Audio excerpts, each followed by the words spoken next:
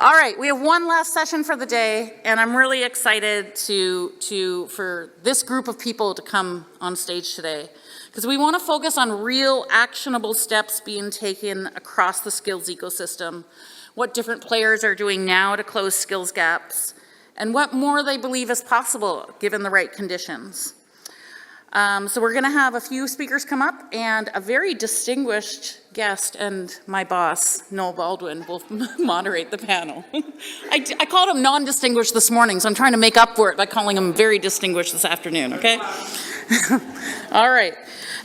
So we're going to invite Noel to come up and introduce the rest of the panel members, I think. I'm going to let him introduce them. Yeah, great.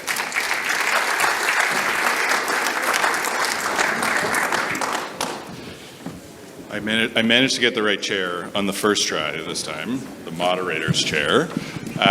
So we're really excited to have a great panel to help us finish off the day. And what we want to ask people to do in this conversation is to think about what we've heard, what you've been working on, and how we can move from this really important conversation and dialogue towards action. So we've asked each of the panelists to think and speak to 3 questions, and then if we've got time, we'll also look at questions that are coming in through Slido. But the 3 questions are, coming from your perspective, what are your maybe top 2, maybe top 3 priorities when it comes to skills? What are some of the actions that you or your organization are taking right now or coming up to support the kind of skills and workforce readiness we need to have a resilient workforce and achieve these really ambitious goals we've set out as a country? And what's something that might be missing right now from the kind of conversation or from the skill development ecosystem, and what might be something you could do or your organization could do to help or to lead if you were free of constraints? So to talk us through those questions are 4 amazing panelists. So we're delighted to be joined by Colette Kaminsky. Among other things, Colette is Senior Assistant Deputy Minister at Employment and Social Development Canada, and she's leading efforts across the federal government on skills and labour market policy, bringing a national perspective on what's working and where there are gaps that may remain. We also have Pari Johnston. Pari is the President and CEO of Colleges and Institutes Canada.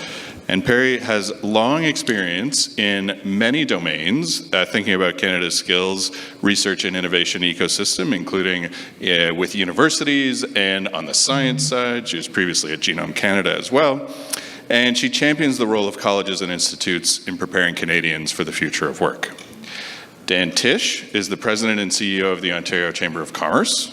Dan's a recognized leader in business, policy, and community engagement. He brings deep experience in corporate governance, communications, and economic development, and has been part of some really important and timely conversations over the last few months here in Ontario and elsewhere about this moment we find ourselves in.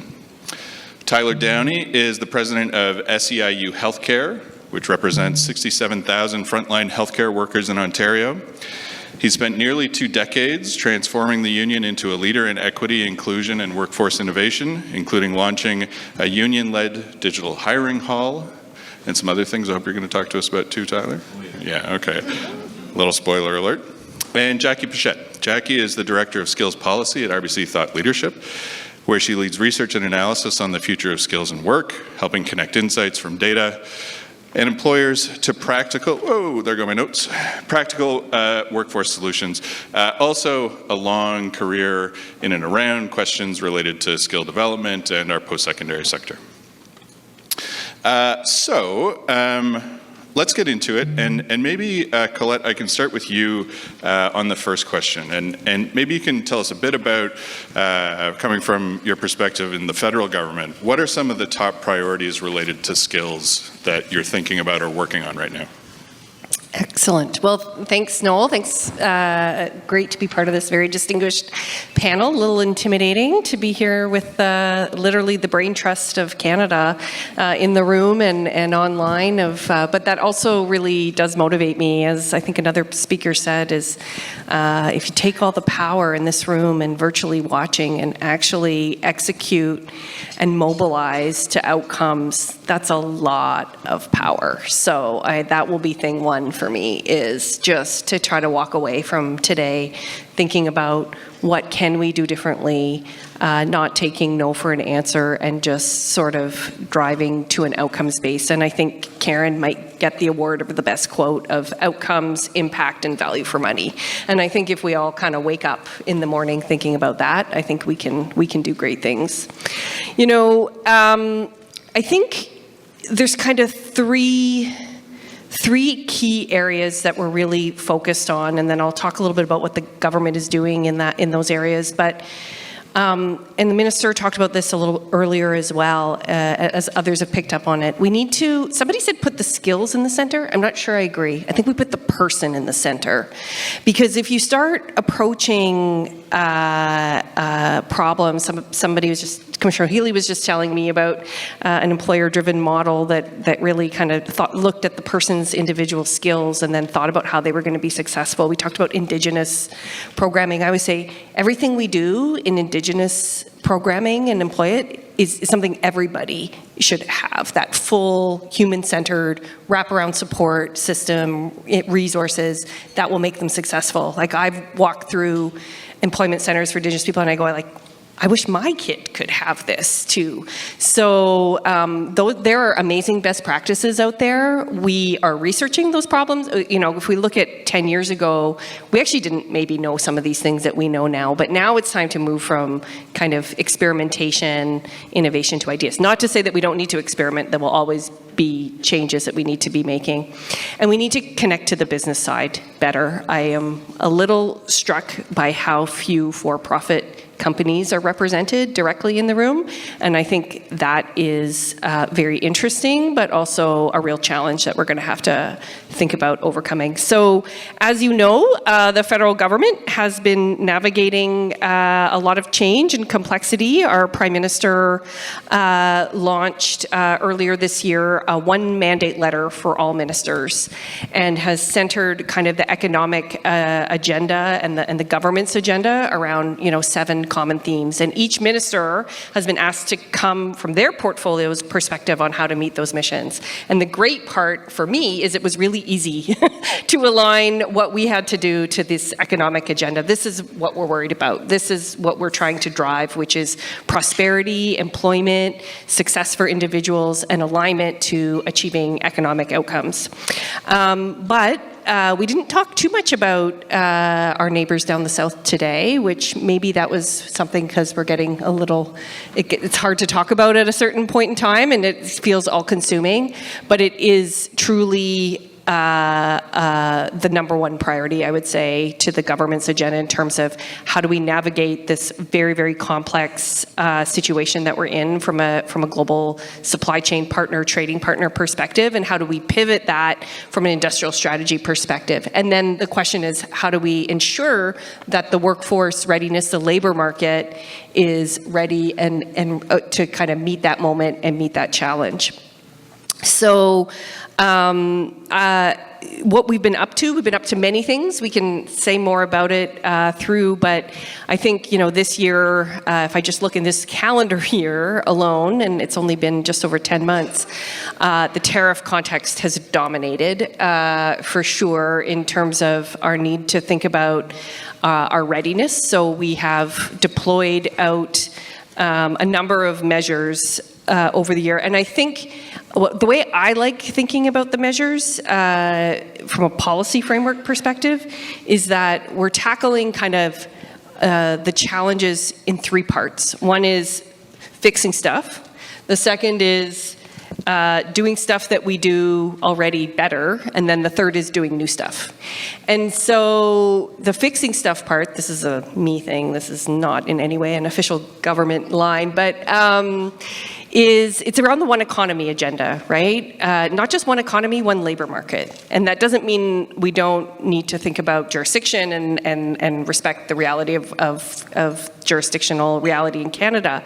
But we have long talked about how long have we admired the problem of labor mobility in Canada. Well, we're actually making meaningful progress right now. We're in final negotiations with the provinces around mobilizing amendments to the Canada Free Trade Act agreement that would allow for the reduction of administrative barriers. We actually do have credential recognition in Canada, whether or not people believe it or not. It's largely the administrative red tape around it that holds that back from being a reality. So we're accelerating digital solutions. We're amending the free trade agreement to minimize the amount of information that, to essential information that regulators can act. As you know, provinces are providing huge leadership in this space to implement mutual recognition legislation. So there's a massive undertaking there.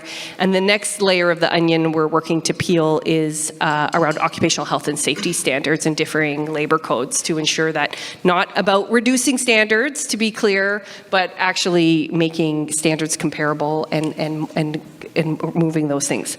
The next is about kind of working with our systems to work better. So we have made changes to the employment insurance system, some temporary amendments that have 4 major changes to the statement that have allowed more than 12,000 individuals access to benefits that they wouldn't have had without those measures. And we're seeing there are currently over 100,000 year-over-year people on EI claims right now compared to last year than were last year at this time. So it is worrisome, the displaced worker reality, but we are also mobilizing with the provinces right now upskilling and training supports for displaced workers. But we're also doing something new and innovative we haven't done before, which we're just penning with the provinces right now, is the ability to work with upskill people on work sharing agreements as well as employed workers through the labor market agreements. So that is allowing companies to think about using EI-funded training supports to pivot their existing workforce, multi-skill their workforce, upskill their workforce to pivot to the new transition. I didn't mention work sharing. We have work sharing agreements. We made modern changes to the work sharing agreements. I had it in my notes, and now I don't see it in my notes, but we had, there are, I think, over 12,000 layoffs have been averted through the changes in the work sharing agreements. And then last but not least, we're doing the new stuff, which is, Minister talked about this morning, early childhood education. This is a foundational piece of our labor market supports. We don't always talk about it in that way, but we always think about it as an economic agenda piece.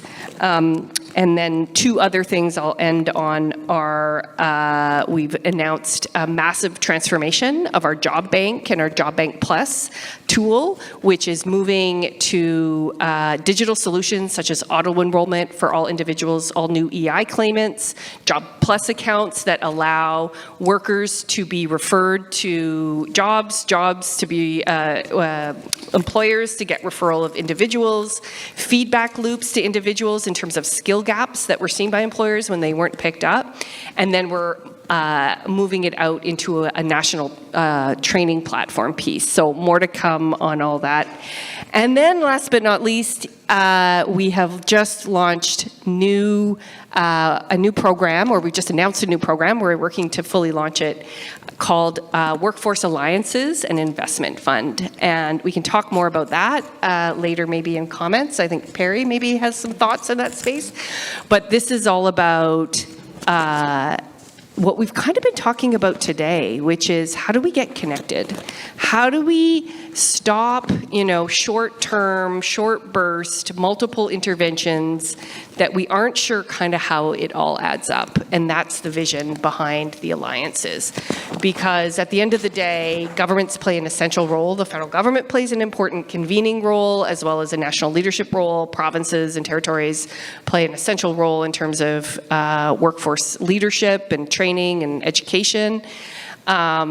But it doesn't make sense if we're all doing the same thing, a little bit different everywhere, or doing the same experimentation. And it's time now to kind of pivot to action. That's great, and you've given us a lot of things I think many of us will want to come back on and touch on as we go through the conversation, and lots of different pivot points. But Dan, I think maybe I want to turn to you because Colette did maybe for the first time or in depth on the first time talk about the disruption that's been happening as a result of the changing trade relationships, and of course that's has a really big impact on your members. So, I mean, a lot's changed. If we were having this conversation a year ago, a lot would have been different. But what are the priorities that your members are talking about now when it comes to skills in this moment of disruption? Sure. Oh, no, thank you, Noel. And first of all, thanks to you and the Future Skills Center for convening this incredible discussion and dialogue. We're very proud to be your partners in some of the program work that we do. Although briefly I thought this wasn't the Future Skills Center, I thought it was the Rogers Center for a few minutes there when we were all cheering for the Blue Jays. So your question's a really good one. Yeah, and I was thinking as Colette was speaking, I have no problem talking about what's happening south of the border, right? And I guess that's the context of all of this, isn't it, right? Let's be honest. And I say this with sadness, but also with the realization that I think here in Canada, we have a tremendous and historic opportunity because President Trump is dismantling every element of America's competitive advantage, in my judgment. It's not going to be evident in the short term, but if this continues unchecked and unchanged, this set of policies will make the United States of America substantially less competitive. And the number one thing that I think about is talent. Right, and what historic breakthroughs will no longer happen in the United States in the years ahead because of the way newcomers are being made to feel unwelcome, because of the starving of the education system and the research systems and the other, all the other changes that are being made. So, for Canada, this is a moment where I think there are three generational opportunities. One, it's what I just alluded to, right? There's a brain gain opportunity for our country to attract the best and brightest talent, provided that they feel welcome here and that there's opportunity for them here in every sense of that word, right? Economic, social, every other dimension of it. Second, there's an urgent need to keep our high potential talent at home in Canada, right? Because we can't just assume, oh, well, the U.S. is, in trouble, so we're not going to have bright, talented Canadian entrepreneurs and innovators go there or somewhere else. The global market is still very mobile for talent, and we need to keep that talent here at home, right? So we need to have them innovating here, we need to have them investing here, we need to scale high potential businesses in Canada. That's probably the single biggest thing we need to do to be competitive as a province and as a country. And the third, and this connects, I think, very well, I hope, to what Colette was saying, is we need to upskill and reskill our existing talent for the AI age, right? And so that means making upskilling and reskilling work in ways that are sensible for both the employer and the employee. Right? And so that's kind of how I look at the situation right now. And if I think about some of the stuff that we've been talking about and we've been working on, we need to ensure that our post-secondary education system, colleges, universities, Indigenous institutes, that it directly aligns with current and future industry needs, that we need to improve that connection, and we need to ensure that it is funded sustainably and guided by a strategy. And there's a bit of a tragedy here in that, an ironic tragedy, in that Ontario in particular has been so good at developing and announcing all these very far-sighted strategies, right? We have a long-term integrated energy plan, right? We have a life sciences strategy. We have an advanced manufacturing strategy. We have a critical mineral strategy. We have a healthcare human resources strategy. I could probably, with a little bit of thought, name a whole bunch of others. But where is the long-term talent pipeline strategy, right? That combines what we need to do to develop our talent, that's, aligned with the needs of the labor market, and developing the skills that we need for the future, right? I don't see the same kind of energy yet deployed to that, and that's what together is our opportunity. So we're advocating on that. We're certainly advocating and working with partners like FSC to upskill and reskill organizations and workers. And the final thing I'll highlight in my answer to this initial question is the whole idea of inclusion. And I see Shamira here from World Education Services. I've just agreed to become co-chair of the Refugee Jobs Agenda Roundtable. We're also very involved through our partnership with the Canadian Council for Indigenous Business around thinking about, how we can make the reforms that are needed to enable Indigenous people, nations, and communities to participate more fully in Canadian prosperity, right? And so we have a report which we issued specifically called People, right? Under the overall series is called A Way Forward, but we did an entire report on people, and it's looking at the way we need to think differently about education and skills development for Indigenous people in Canada. So those are a few of the thoughts that I wanted to highlight off the top. There's a lot of other stuff we could talk about. Interprovincial trade has been a big priority for us as well, specifically with that labor mobility lens on and looking at how we can ensure that skilled labor can move more seamlessly across the country. But I'll stop there for now to allow others to chime in. That's great. And it's for the second time in a row, there's all kinds of stuff that we could dive into. We're going to keep going just a little bit. Pari, I want to ask you, in the midst of large-scale disruption on maybe on a scale we haven't seen maybe ever, but certainly not recently, your sector is also going through a different form of conversation about disruption. Colleges and institutes facing a real challenge to think about where they go from here. So I'm wondering what your members talk about when they talk about skills and where they fit into that mosaic, perhaps, in skill development. Thanks so much, Neil, and big kudos to you and your team for an excellent day. Really am very honored to be part of this panel and to have had so many great conversations over the course of the day. I'm really grateful to be here on behalf of Colleges and Institutes Canada. I want to give a shout out to my colleague Florence Thuret, who's here as our Program and Partnerships VP, and to share a few thoughts, as you said, about where are we at in the context of probably the greatest disruption in Canada's college sector in about, in decades. At the same time, I always lead ultimately with optimism, and so out of crisis comes opportunity, and I think that colleges are the path to nation building in this country. And so what I'm going to talk about is where our members' heads are at in three dimensions. One is alignment. One is how do we marry, as others have said, industrial strategy with workforce strategy, particularly in the context of building big things in this country. And I shout out to Riaz over there and the Public Policy Forum's work, which I'm a big fan of, building big things. Well, if we're going to build big things, you need the people to do it. So I'm going to talk a little bit about that. And then ultimately, place-based thinking, because this is a big theme for me in the context of where our members are. And they are in those rural, remote, resource-intensive communities across the country, where many of these major projects are going to need to be built. So just a couple of things to start off with. To me, the way we will succeed is if ambition is married up with alignment. And so the opportunity to think about, like Colette said, the one Canadian economy. Well, how do we marry that with a one Canadian workforce and training strategy?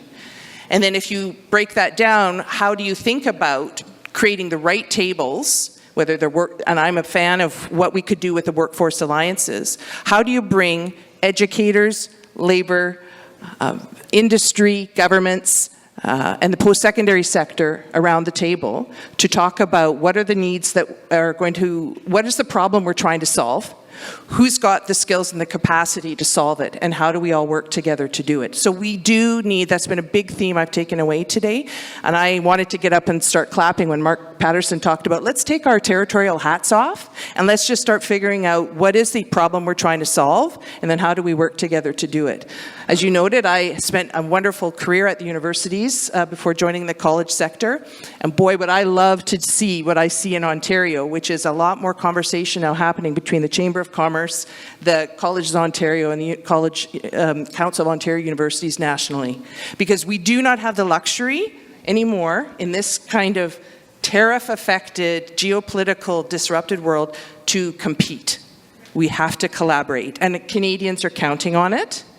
And frankly, particularly in rural, remote communities, Indigenous communities, where there is, in the context of one of my board members, I'm going to visit at North Island College in the week next in Vancouver Island, very aging population. At the same time, working with 35 First Nations with very strong aspirations and a young population. And so how do we work together to do that? So the way we think about it at CICAN is we take what we call a challenge-based approach. What are the big challenges facing our communities and our country, whether it's housing, whether it's the energy transition, whether it's defense readiness, and how do we build coalitions of the willing? How do we rally our members with partners around the same table to say, what's the problem we're trying to solve and what can we put on the table?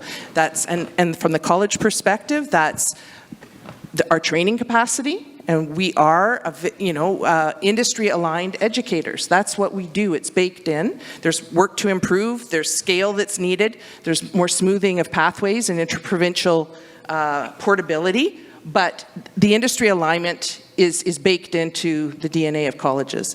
The second thing is we are very embedded in communities. And so I don't know if you know this, but 95% of Canadians live within 50 kilometers of a college or a learning center. So we have reach in communities right across this country from coast to coast to coast, and 86% of First Nations live within 50 kilometers of a college or a learning center. So if we are going to meet the ambition, and this goes to my second point, of what the Prime Minister and the new CEO of the Major Projects Office are looking at, we are going to have the workforce strategy underpin those major project strategies. And I don't know if others saw the latest report from the Future of Canada Centre at Deloitte, but 500,000 workers will be needed for doubling housing starts in this country and meeting the public infrastructure build that's going to be required under the Major Projects Office. And we have 270,000 folks retiring at the same time. So we have a scale problem, and so we need to think about how we work together and build coalitions of the willing to actually do things in a much different way. So we are looking at how to partner in new ways across the college sector, but more importantly, across the post-secondary sector. I think that the opportunity to reinvigorate a positive public policy conversation about immigration is something my members think about a lot as well. I can't remember who said it this morning, but the opportunity and the challenge that comes with thinking about the fact that we are in a zero growth population over the next 2 years. And yet we have aging populations in many regions of this country. So how do we work together again to rebuild a positive narrative for newcomers? And how do we then create at scale ways to recognize credentials, ways to welcome them into our institutions? The last thing I want to talk about, and I'll dig into it more in our further conversation, is particularly about Canada's defence imperative. So this is something we think about a lot at Colleges and Institutes Canada, in part because our campuses are really closely partnered with the naval reserves, the different bases across the country, and there's a real workforce challenge there. And so if we are going to, as a country, meet the kind of ambition that's being called for, we're working very hard to build coalitions of our members. We now have a new college defense training and innovation network. And it is intended to do what I talked about, which is to meet a challenge by working together. So we are working in very strong collaboration right now with the Royal Canadian Navy, with the Canadian Air Force and others to say, how can we deliver at scale the kind of training you need for meeting the imperative of recruiting 13,000 new personnel? How can we help ensure that those who are coming out of the military can transition back into civilian life at scale? This can be replicated in other key sectors. The mining sector, housing. And so this goes back to, and I'll stop here, the tables that we need to set. How can we create sector tables, workforce alliances that bring key partners around the table? We need to collaborate with the post-secondaries and the unions. We can't, I would love to be in a place someday where there's complementarity as opposed to fighting over scarce resources. I'm going to close with one final thing because I think this might tee up Jackie a little bit. I think too, and Daniel mentioned it, we also need to recognize that we do have the infrastructure in this country, and that's our public training capacity in our colleges and universities. And if we as a community, and this is why I love hearing business leaders like Dan talk about this, if we don't reinvest in the core public training infrastructure in this country, then we will never meet the ambition that this government has set, and we are starving those institutions right now. And so part of it is also helping build a narrative about not recreating new infrastructure, but leaning into the infrastructure that we have that needs to be reinvested in. Thanks. I'm glad that you thought to give a segue to Jackie, because I was going to go to you next, and you and your colleagues at RBC Thought Leadership, along with Business Higher Education Roundtable and Higher Education Strategy Associates. That's a lot of words. The acronyms are shorter, but I don't want to do the alphabet soup just yet. You've been talking to people about the future of higher education, and I know you recently released a report with some thoughts about that. So what have you heard in those consultations about the role that higher education plays in meeting these really significant skill demands? Right, and this is working? Perfect. So yes, we released a report on September 17th that you're probably referring to, but we also released one yesterday that I can chat about a little bit today as well. So I joined RBC Thought Leadership this summer, and the organization was already midway through a cross-country tour, working with the Business Higher Education Roundtable and HESA, like you mentioned, engaging people. Many of you in this room were probably roped into some of those roundtables. We had them in each region of the province. And it was kind of launched off of some research that RBC Thought Leadership had done in a report called Smarter Path. And that report was looking at what we kind of called the productivity paradox, that we have this highly educated group of Canadians, and conventional wisdom would tell us that means, the more highly educated your society, the better off you should be. And yet our productivity is not doing so well. And so we brought people together to talk about that. I love the wording you used, ambition and alignment. What's misaligned here? How do we get that back on track? And so to answer your question about what we're doing, we've listened. We went across the country, we brought industry, post-secondary, policy thinkers together, and we said, what do we need to do to improve the situation, to get growth and productivity on track for 2035? There were a lot of great ideas. There were also a lot of challenges discussed in those roundtables. And so we put out a report on September 17th, reflecting on what we heard. To kind of quote someone at one of the discussions, they said the kind of change that the post-secondary sector needs right now, it's not going to come from tinkering at the margins. There's big change that needs to happen. We need to see mandates shift. We need to see program design shift. We need to see the way that industry is engaged shift, building on some of the, the program advisory committees that colleges use, the continuing education at universities. What models do we have there that we can kind of learn from and blow open? None of that is going to be possible without a new financial arrangement. We heard that institutions are hamstrung right now and that it's really hard to maneuver and take on these big changes without some better financial footing. So we said all of that. But all of that it's pretty lofty. They're big ambitions that we put out in that report. And so to follow it up on September 22nd, we brought together 60 CEOs and university and college presidents into 3 action groups.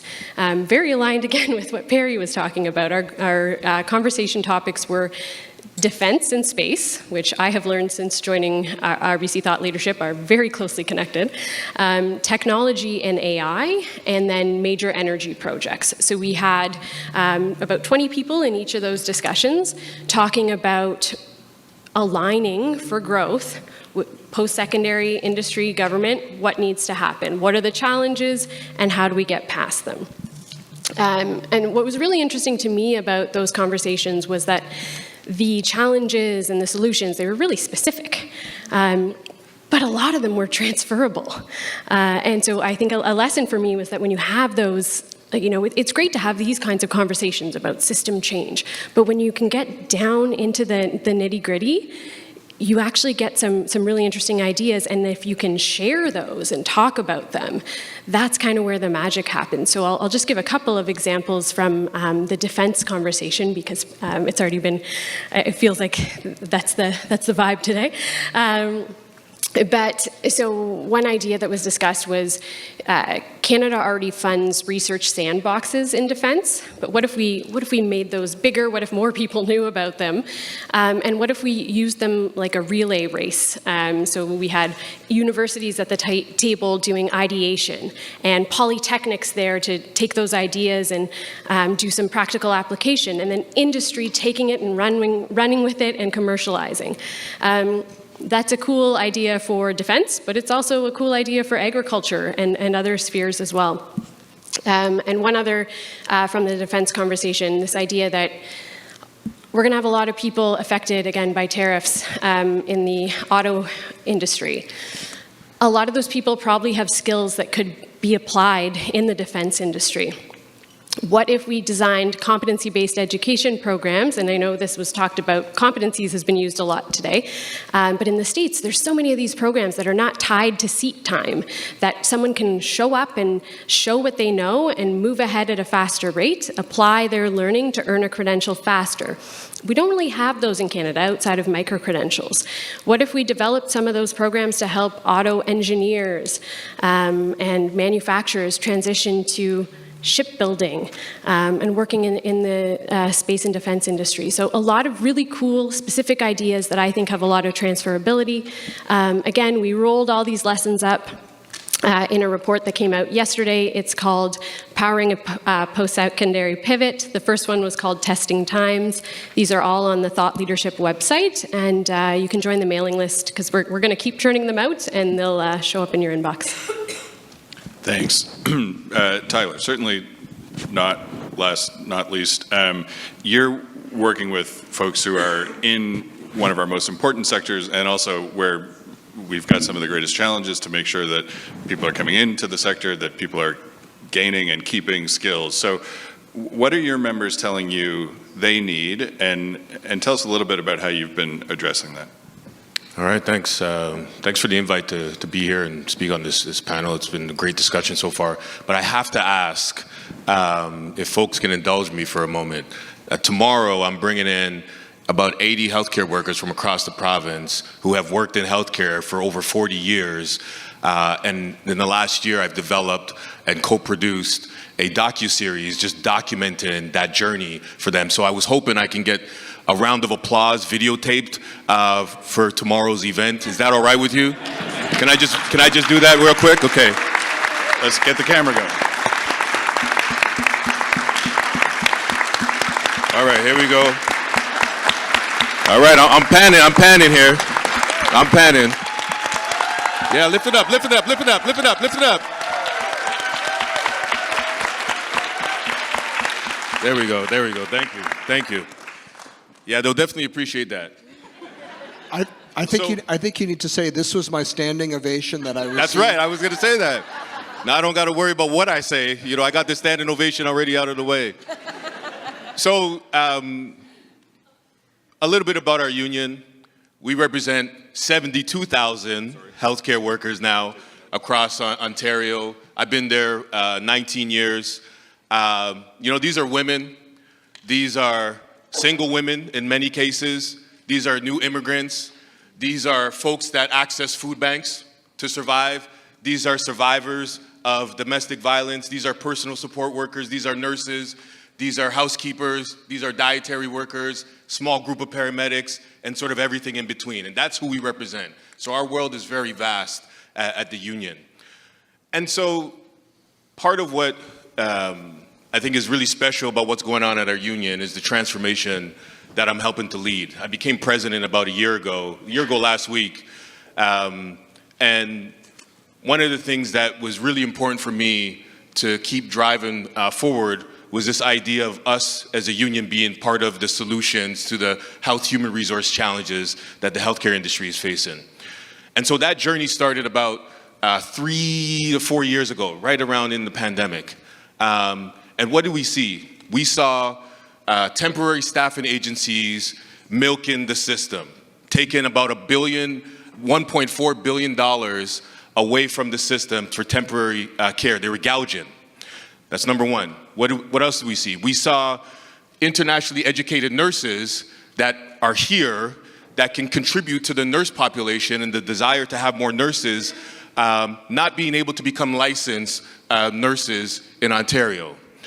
We also saw and we heard from our members that the way in which career progression happens at the workplace level is very minimal.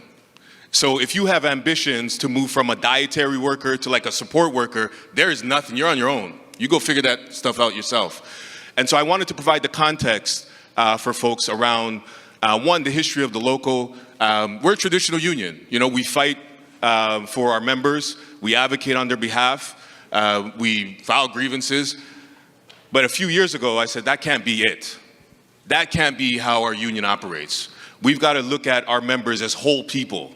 And we've got to understand that members are struggling daily beyond grievances, beyond workplace issues. You know, when I talk about the food banks, a few years ago, I had led the implementation of a member assistance program. Because what we were finding in the pandemic was two things. Members were being abused at home and not knowing what to do with it, and there was really minimal supports for them to get out of those situations. And number two is members were accessing food banks at a very high level. They were calling our call center. We have a call center at the union, and that's the number one thing that members call in for, is how do I access food? Think about that. These are healthcare workers that are working people. You know, they're not just sitting around, they're working people. And so we saw some of these challenges a few years ago, and you know, the decision was pretty easy. But we had a choice. We can either do nothing and watch everybody else try to do something in a fragmented way, because that's what's going on in healthcare right now. Everybody's in silos. Everybody's working on their own. And so what we decided to lead. And so from a skills perspective, here's what our members had said to us, and here's how we responded. So problem number one, agency workers that come in to fill temporary shifts, big problem for us in Ontario, big problem across the country, are not skilled enough and prepared enough to do the work on the floor. And so our members were burdened with having to shadow these folks who weren't prepared from a skills perspective. So that's number one. So we solved that by creating a digital hiring hall. It's a platform that employers can use now. And we've wrapped around our training, specialized training, so that when folks show up on that floor, they're prepared to work in long-term care, because long-term care is intense. If you haven't worked there, it's intense. So that's number one. We created a platform. Number two, what we've done to address the internationally educated nurse issue, many of our workers come from the Philippines. I think about a third. I think we're about 33% of our members are from the Philippines. And I remember speaking with a bunch of them about 3 years ago, and the stories that they told about the exploitation, the confusion, the fear, the inability to find everything that they needed to set themselves up for success, and the lack of employer participation in helping them become nurses here. And I'll give you one stat. So in the next 3 years, it's estimated that we are going to need about 34,000 nurses, okay?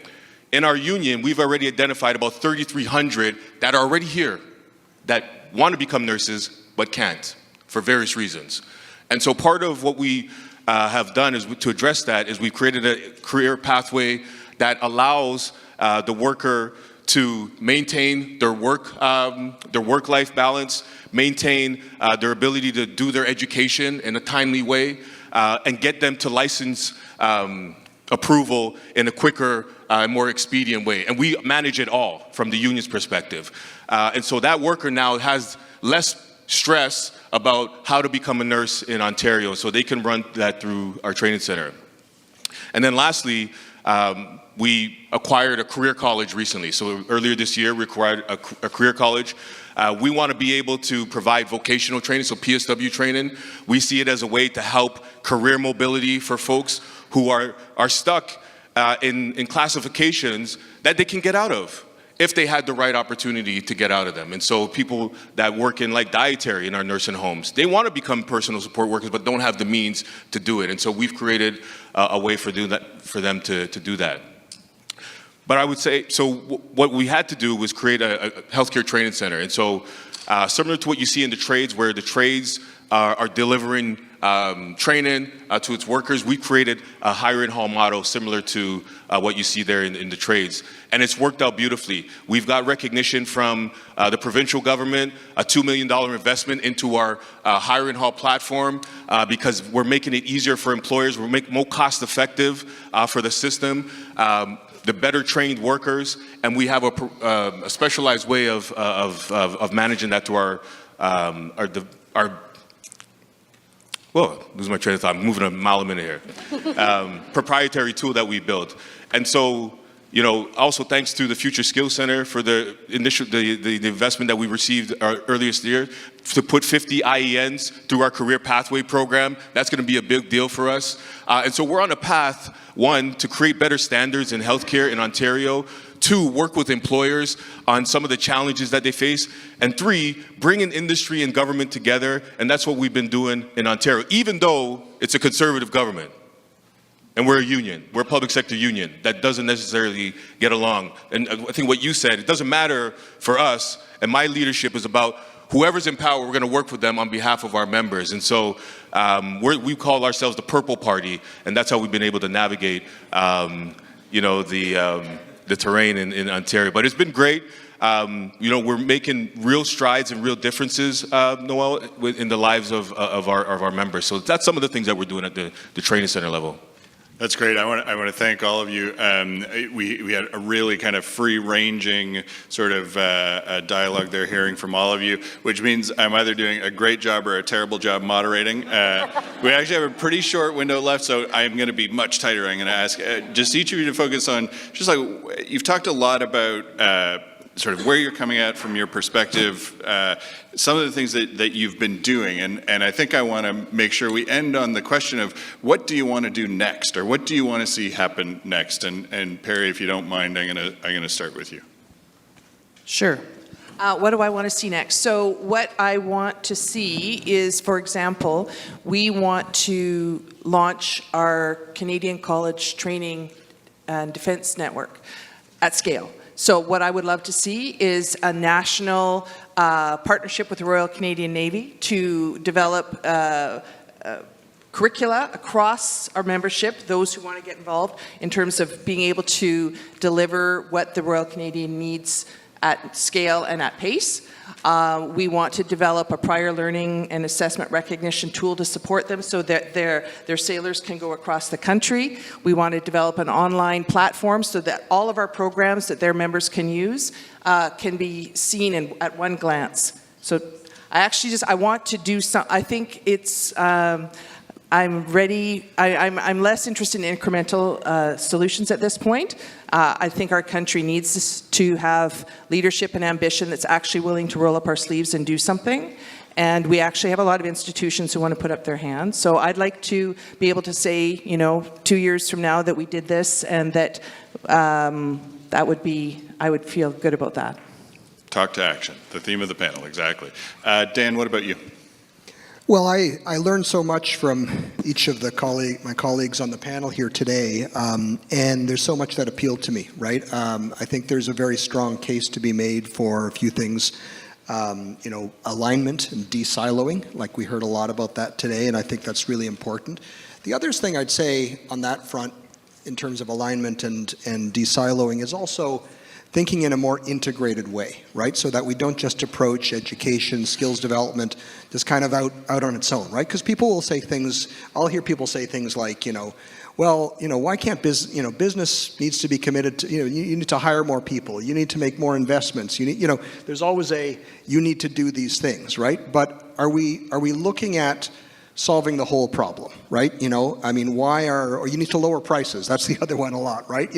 So are we looking at everything that's needed for us to be successful as an economy, right? And so we're talking here today about one pillar, right? And that one pillar, of course, is a skilled and diverse workforce, right? But in addition to that, we need a competitive business environment, we need growth-enabling infrastructure, and we need healthy and sustainable communities. And it's interesting because, we ask every year, we do a business confidence survey. We do it late in the year. This year we've done like 3 or 4 of them because, it's constantly changing. But the big one that we do it in December, we release it in February in our Ontario Economic Report. And it's interesting because after doing this now, I've been through 2 cycles now in my current role. And when you ask businesses what they want, the number one thing, it's always the same. It's cost of doing business issues, right? It's taxes, it's regulations, it's not surprising. But it's interesting that once you pass that one, you get very quickly to things that relate to the success of their workers and their communities, right? So number 2 this year was housing. Number 3 was healthcare. Number 4 was talent. Right? And we're talking like maybe 1 percentage point, between each of these. And those were the top 4. And so we've got to be thinking, I think, in a more integrated way.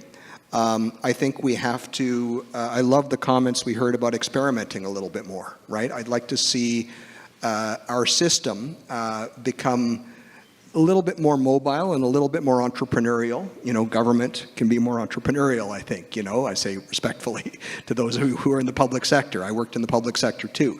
I think our institutions, some institutions are doing an incredible job being more entrepreneurial and more responsive, but I think we need to really accelerate and strengthen that connection between, at an institutional level, not just a program level, between what's happening in our colleges, universities, and Indigenous institutes and the needs of the labor market. And I think we also need to be thinking about what that looks like in terms of the credentials that we're delivering to people, right? More flexible, something you're able to plug into more seamlessly throughout your lifetime, and to come back into the system with minimal hurdles. So the fewer barriers we can place in the way of the worker and their employer, plugging them back through the system to upskill and reskill, the better off we're going to be, not just as businesses, but as an economy and as a society. So those are a few thoughts anyway that I take away. Thanks, Dan. Tyler, what about you? What next? For us, it's going to be continue the work that we started, obviously, but trying to achieve better alignment with more employers. I mean, we've been working with this provincial government. What we've been saying to them really clearly is that they have to play a role in getting these employers to the table. The union is different than what they were used to, right? We are willing and want to participate in the solution finding business. And so include us.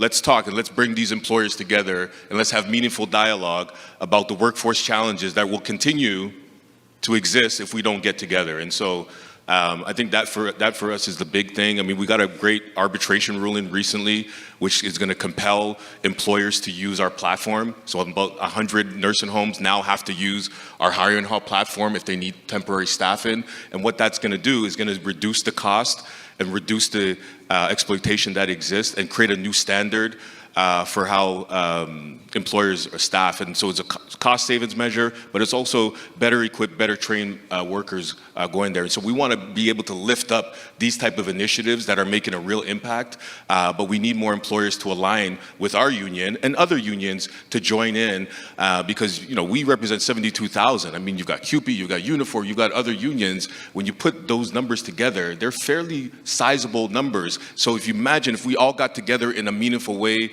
to talk about solutions together with government, with employers and the unions, I think magic could happen. And so that's what we're going to be focused on, is continue to lead the way, show people the path, and put ourselves out in front of this change and transformation that's occurring in healthcare in Ontario. That's great. Colette, I feel a bit sheepish asking you this question because you talked about a bunch of things, and there's a budget coming in November, and I don't want to get you in trouble. But what next?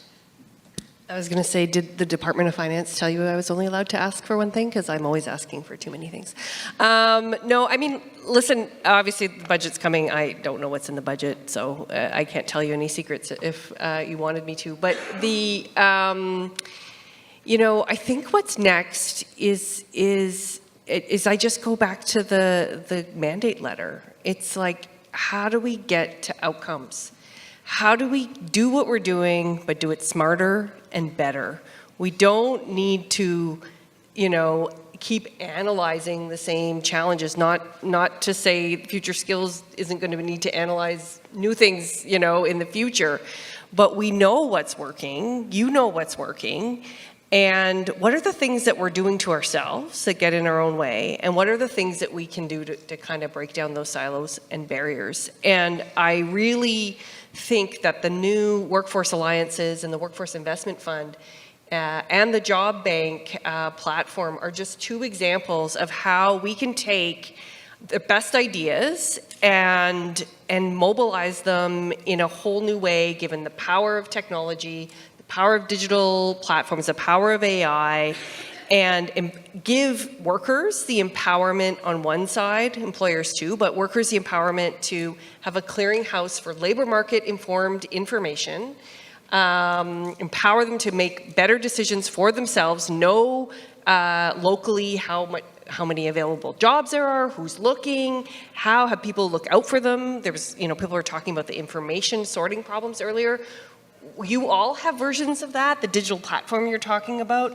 This is available to all of us, and instead of talking about the problem, going and creating the solution. On the other hand, what we're looking at on the workforce alliances and the investment fund is about not taking up, you know, new small scale pilots and seeing if this works here and this works here, but taking the very best of what we know needs to go get done and go and do it. And not, you know, it's not about a little bit for everybody so everybody feels good about getting their tiny slice of the pie. It's about, are we getting the outcomes? Are we going to solve, there were great questions about local labor market availability and stuff. It's about that. It's about not sort of analyzing forever and waiting until a CFP opens in 18 months from now and then maybe there's a short window for money. There's a place for those kind of programs for sure too, but it's about working as a community of service providers and a coordinated ecosystem that people have their place, the federal government has its place, the province has a place. I've spent an enormous amount of time with my colleagues at the Forum for Labor Market Ministers. I promise I don't do anything without provinces. I know you're listening. I'm not doing anything without you. And because we have to be doing these things in a partnership. I often say to my provincial counterparts, that's really great that now I know what you're doing, but like, do the other provinces know what you're doing? How are you learning from each other? Because I see great innovation happening all across the country. We're a big country from a landmass perspective anyway. And so it takes a uniquely Canadian kind of approach to solve those challenges. But then we're also kind of small because it's amazing how many people know each other, right? So we can mobilize those ideas and put them into action. And if you have a good idea and you're going to go do something that's going to help, did you call 5 people and tell them you're going to do it and ask them to partner with you? Or are you running out trying to solve the issues in themselves? I've run enough government programs to know, now I'm going to be provocative, that I've had, I think I was the most lobbied public servant in Ottawa for like a number of years running. I've heard hundreds and hundreds of pitches about how if only the money came to me, I can fix all the problems and make all the things go away. And I kind of believe it's true, but also I think our attention needs to kind of shift to a different model, which is how are we connected and how do we move forward together, farther together, so that the fiscal context are going to be a real reality, and it's not going to be one that we can or should just try to spend our way out of. It has to be one where we use technology, we use our resources, we do the best from an outcomes perspective, we stop doing the things that we know aren't working, and we as governments have to also engage in a dialogue as to hear what isn't working too, and not just kind of do all the same things. So we're in it together. So that's going to be my one thing, be in it together. That's excellent. And Jackie, you're going to get to end on the what's next question. Great, and sorry, I realized there was a fly flying around us and I was swatting at it, so if anyone thinks I'm losing my mind, that's why.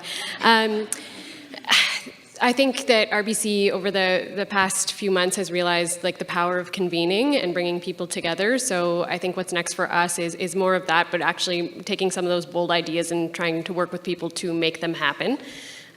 So that's on our side what to look forward to. I see my friend Roger at the back, so I'm going to make a pitch to the rest of the people in the room that what would make researchers' lives just so much better in this country is more and better data.